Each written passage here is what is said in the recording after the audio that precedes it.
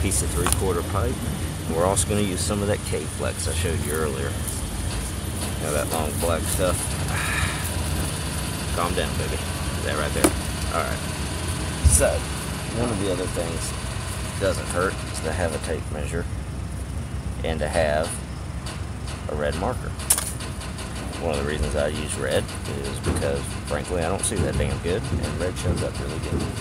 Use black. Sometimes you can get it confused with dirt, and I know that sounds retarded, but it happens. Anybody that's offended at the fact I use the word retarded, go to the next channel, please. Not making fun of retarded people. I'm not even going to explain myself.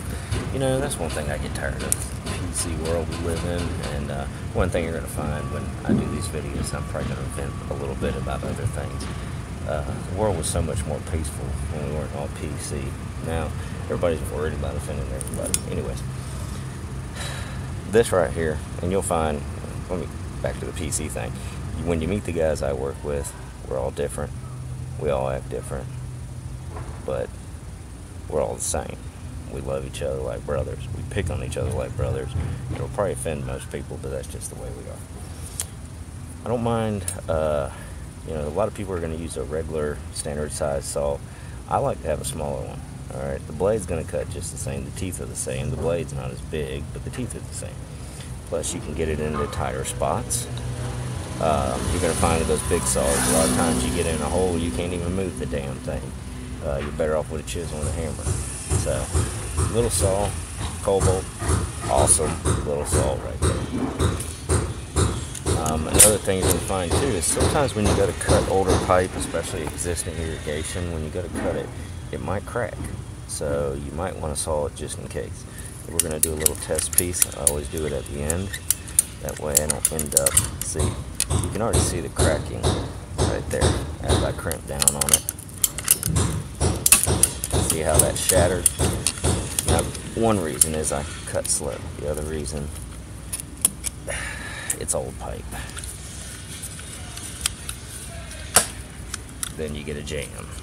That's what you want on camera. So when you get a jam, let's see how to get out of this. You find something hard, and you bang it. Alright, so we're going to go back to sawing instead. Obviously, first thing, let's get the bad shit out of here, and then we'll go from there.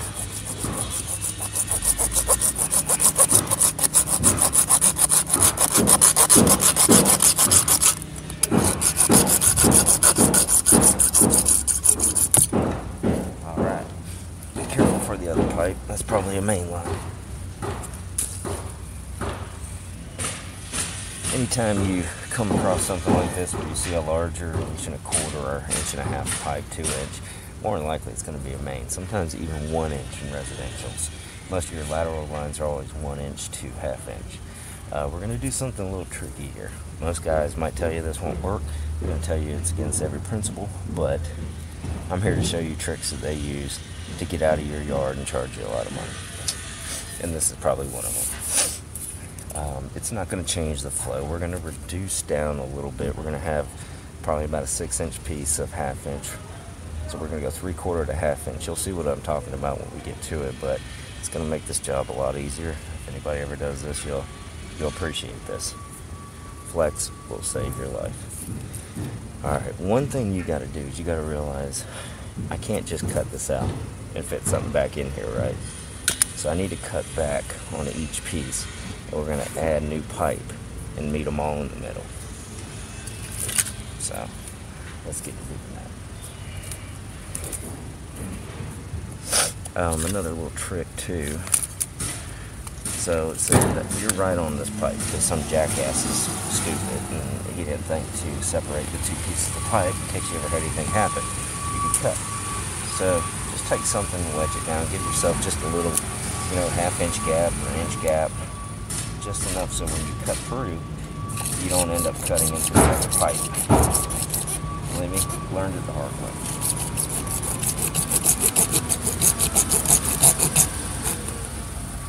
Take your time on your cuts. Make sure they're precise. And the last thing you want to do is end up pulling a pipe back out of another fitting if it's close by.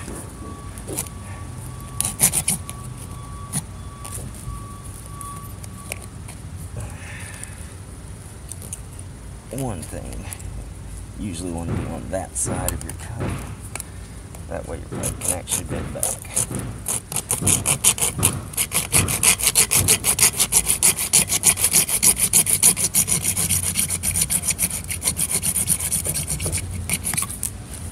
Slow down at the end so you don't come flying through there like, you know, that guy that went against Paul Bunyan with that saw, you know, when you were a kid, you saw that cartoon.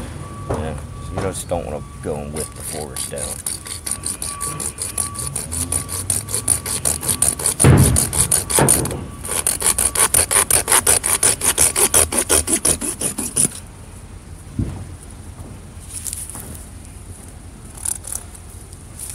Sometimes you might actually have to get in there and hold it too.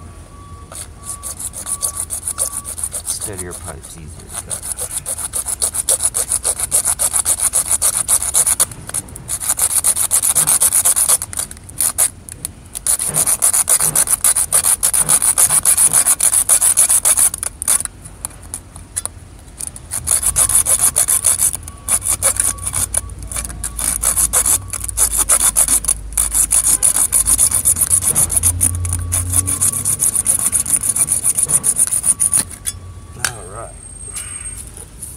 One last thing. After you cut these pipes, you want to get all these little pieces of shaving off of there. You don't want this going through your line, getting in your heads, or backtracking into your valve. They'll clog them. Then some guy's going to come out there and say, "Oh, dear man, you need a new valve." And he's going to charge you like $500 for like a $19 part and, you know, an hour of labor. Most of that labor will be him probably sitting in his vehicle watching YouTube. Some guy like me teaching him exactly how to do stuff that he doesn't know how to do. You'd be amazed. Try to clean your lines out best you can. Clean them off where your new fittings are going.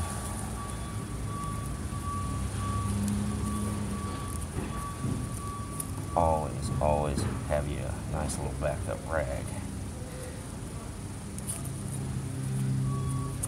Try to get all your dirt out. You don't want it to clog.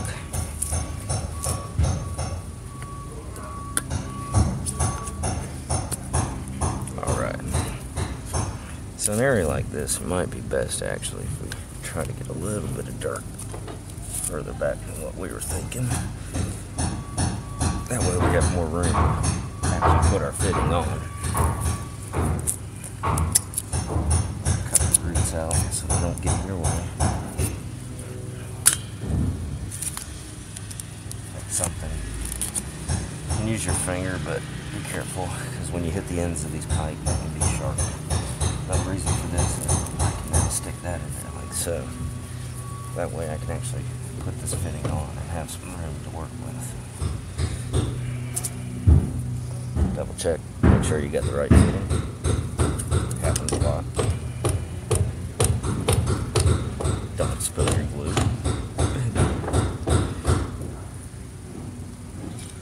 Put a nice bead all around, one solid bead. Try to get this on here, and you can give it a quick little twist. That way you get a nice solid bead all the way around. Once you do that, you can pop your little pin out of the way. That way you have a straight line for the next piece. This is where your tape measure comes in. On the inside of the fitting, there's actually, if you look right here, that's where your pipe stops, right before the center line. So you can take the tape measure and actually feel that notch. So I know I need at least a 10-inch piece. You don't have to put inside, you can honestly lock the measure in place, get it where you can fit. Stick it there. I can see it at 9, but I'm going to go ahead and cut 10 inches. That way you can always take some off, you can't put it back.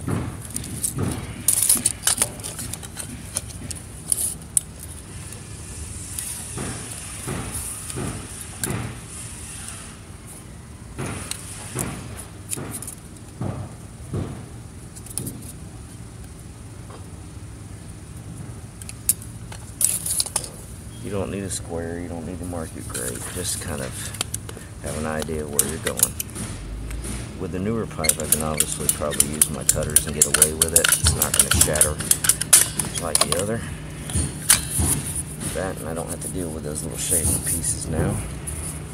Nice, good piece of pipe.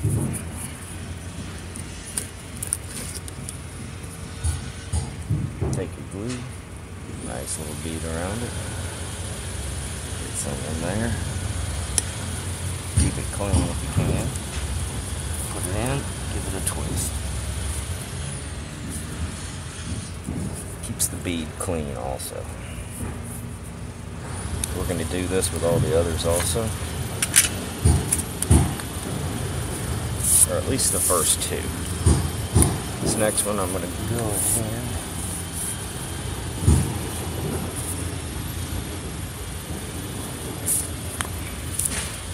I'm going to cut this pipe down halfway.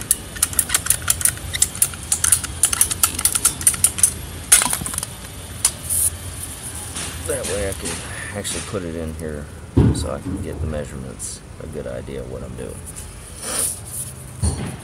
We're going to go ahead and get these shavings off. We're going to go ahead and put this coupling on this piece of pipe.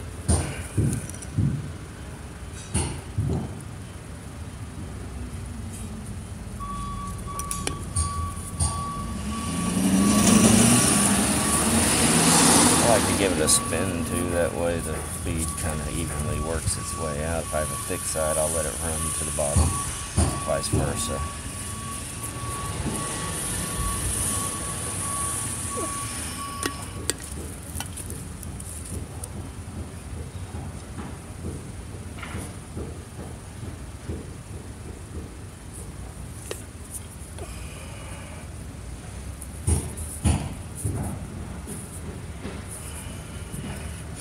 Might be looking at this going, well, man, you cut them too long. Exactly. Good.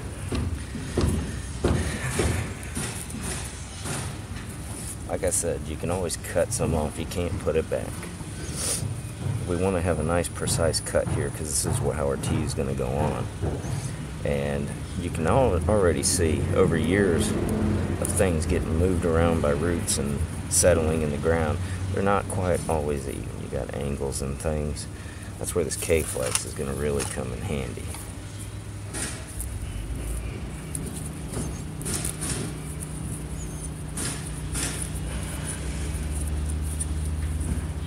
So basically what we're going to do is we're going to cut, and I'll show you how to cut this to where your tea should fit perfectly. So I always like to put it on this one with more movement, plus it's going that way, so we can slide it out, bend it back into this pipe. So we're going to go ahead and mark these for cut.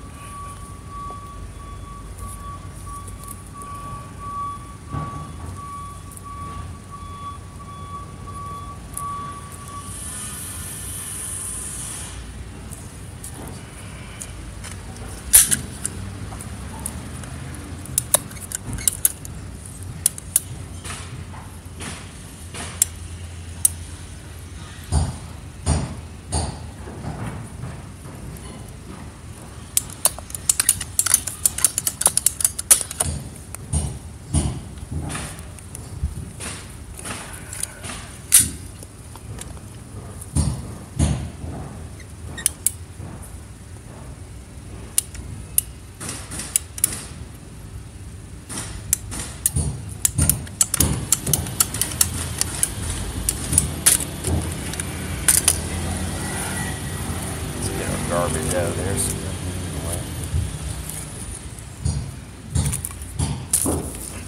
now if you look, these should fit pretty good, but now that I've cut this, I see I was actually off by a little bit, so we're going to remark that right there. And this time I'm probably going to use my saw, that way I don't end up messing this pipe up anyway.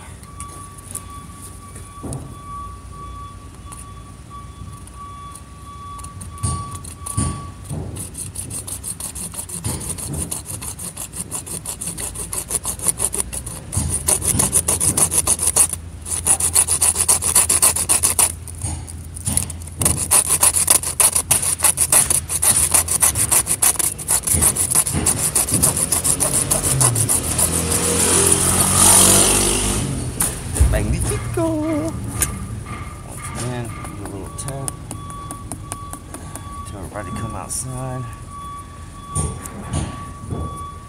Now, perfect.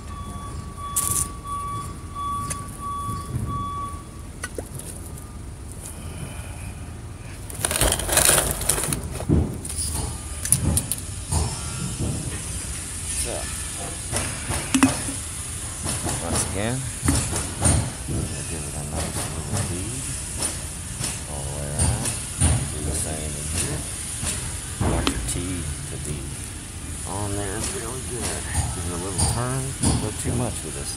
You want to go ahead and line it up with that pipe when you turn it, so you know it's right in the right spot. Pop it off there. Glue this area. Feed. Feed. Pop this back. Pop it on. Easy as pie.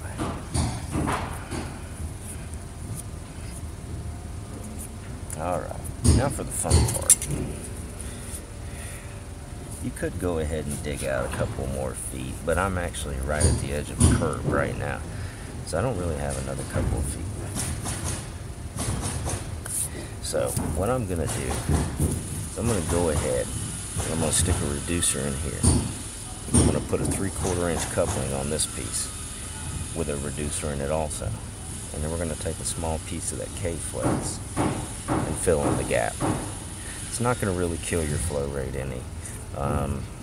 You know, you can, you're talking about, you know, literally 1/4 inch here.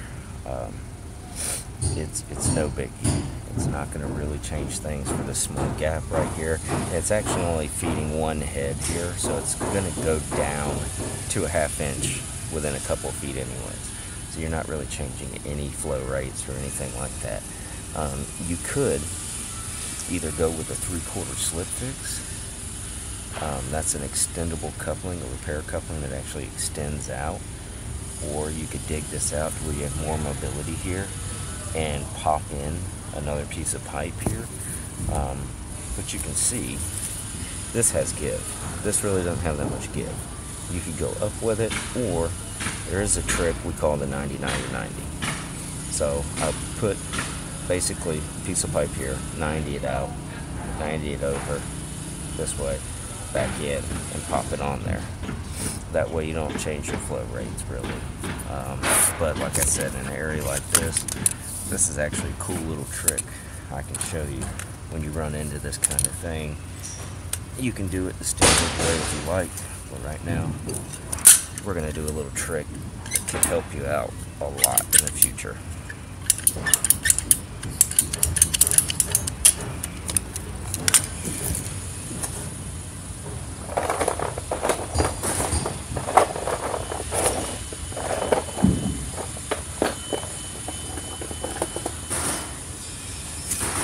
So, like I said, we're going to go ahead, put a reducer in here.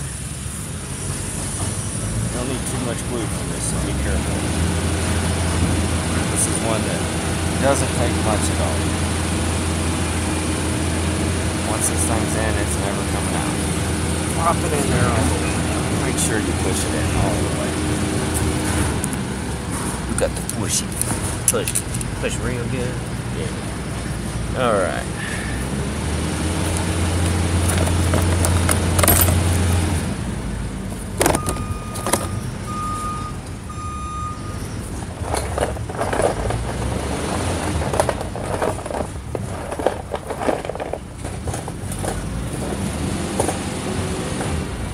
Alright, don't go anywhere. I forgot to need another damn coupling. Alright. Look at that. We're back, folks. My girlfriend always likes it when I do the moody voice. In a world where you run out of couplings. That was a horrible moody voice. I am so sorry, baby. I won't do that again. If I do, make sure that's on point next time. Right. Folks, blue goo does burn, but unfortunately I've been doing this so long that I no longer have feelings left in my fingers or fingerprints. So, if you're looking to kill somebody or rob a bank or something like that, this is the perfect job for you. I don't know if they'd be able to identify me. Alright, so this is where your rag comes in again. This blue glue, say that 3 times fast. Blue glue, I can't do it. Anyway, this stuff will burn most people, but I'm not most people. So, now we're gonna use our K-flex. Now you could either go with a really long piece and loop it around, loop it back in kind of deal, which, you know, you can come in, go out, loop it back, but we're gonna go ahead and just try to cut one to fit. So, what I like to do with this most of the time is I like to go ahead and put one in it, just like the PVC. Yeah, let's go ahead and have a piece too long, put it in, and then you can cut and manage it from there. Give it a twist also, hold it in there, and we'll try to push it out for some odd reason. It's the rubber with the chemical, or just pressure alone, I don't know. So once that's in there, we're gonna see how much give we got and what we can get away with. So, I'm basically looking like I don't have too much give here. So I'm gonna look at this, eyeball the line. I'm gonna come back just barely a little bit off that center line on that coupling, and that's where I'm gonna cut it. You don't have much room inside this reducer that we put in. Let's see, I'm touching it right there. That's about it. You know, maybe a tip of a finger's worth. That's not to the center line. So don't use that center line as a point of reference on that coupling, or you'll be sadly mistaken, and you'll start cussing and probably rip this shit out of here. So I'm gonna go ahead, give this a cut right there. And this is one of the deals where you might have to measure once, cut twice. Measure twice, cut 3 times.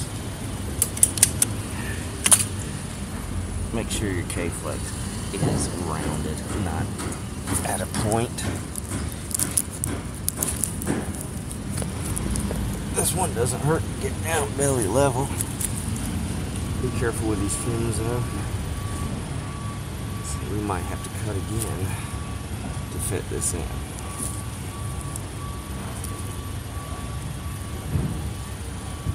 Yeah. Well, maybe not. We might just have to man up a little. Sometimes you just gotta man up.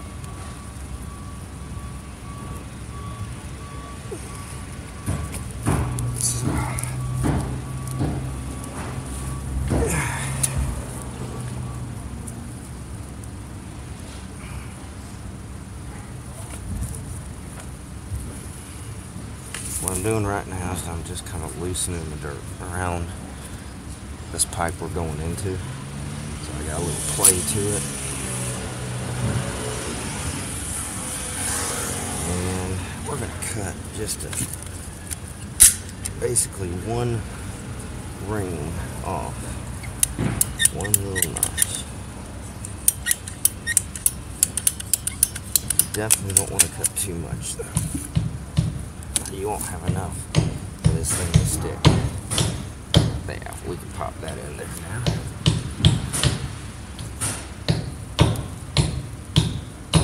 Nice hunk of glue there. Big old chunk of glue on the inside, buddy. Enough for a fiend of life. There we go. Snug as a bug.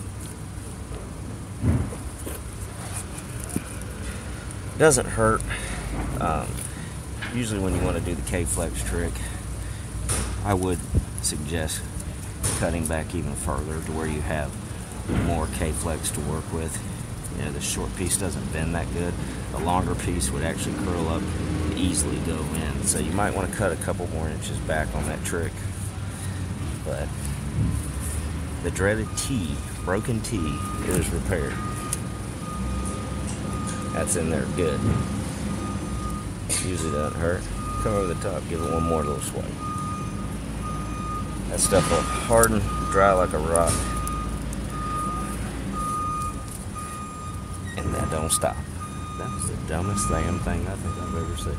So, anyways, any questions, go ahead and leave a comment, and I'll try to get back to you. I'm going to show you one more little neat trick, maybe later today, or I'll try to put a video up tomorrow. It's going to be how to test your irrigation as far as your zones go. Your zones are operated by solenoids that are powered by the clock, and I'll show you how to test those from home, so you don't have to pay some guy like, you know, $100, $200 come out to your house and tell you a solenoid doesn't work. You'll be able to tell them, hey buddy, zone 2 doesn't work, change the solenoid on it. So hope this has been informative, and hope you enjoyed it. Much more to come. Y'all take it easy.